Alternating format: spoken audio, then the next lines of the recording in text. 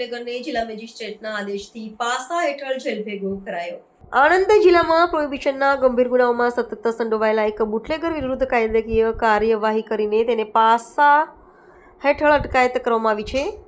વિદેશી બનાવટના દારૂના વેપારમાં અનેક ગુનાઓમાં પકડાયેલા આરોપી ઝાલમ ઉર્ફે ઝાલમ પૂનમભાઈ પરમાર વિરુદ્ધ જિલ્લા પોલીસ તંત્ર દ્વારા સઘન દરખાસ્ત તૈયાર કરીને જિલ્લા મેજિસ્ટ્રેટ આણંદની કચેરીને મોકલવામાં આવી હતી. અસામાજિક પ્રવૃત્તિઓ પર નિયંત્રણ લાવવાના ભાગરૂપે આ પગલું લેવામાં આવ્યું હતું, જેથી જાહેરમાં કાયદો અને વ્યવસ્થાની સ્થિતિ જળવાઈ રહે.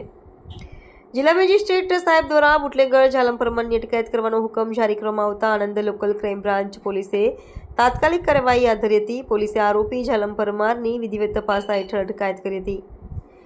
આણંદ પોલીસ દ્વારા કડક હાથે લેવાયેલા પગલાંના કારણે જિલ્લામાં ગેરકાયદેસર દારૂની પ્રવૃત્તિઓ પર રોક લગાવવાનો પ્રયાસ કરવામાં આવ્યો છે. ગુનાહિત પ્રવૃત્તિઓમાં સક્રિય તત્વો વિરુદ્ધ પાસા જેવા કડક કાયદાનો ઉપયોગ કરીને તેમને સમાજથી દૂર રાખવાનો વહીવટી ઉદ્દેશ્ય છે. અટકાયત બાદ બુટલેગર ઝાલમ ઉર્ફે ઝાલમ પૂનમભાઈ પરમારને પાલાના ખાસ જેલ ભુજ કચ્છ ખાતે મોકલી આપવામાં આવ્યો છે.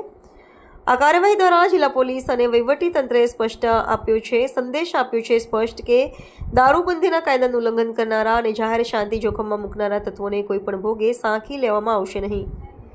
આ પ્રકારના કડક પગલાંથી જિલ્લામાં નાગરિકોમાં સુરક્ષાની ભાવના મજબૂત થશે અને પ્રોહિબિશનની પ્રવૃત્તિઓ પર નિયંત્રણ સ્થાપિત કરવામાં સહાય મળશે.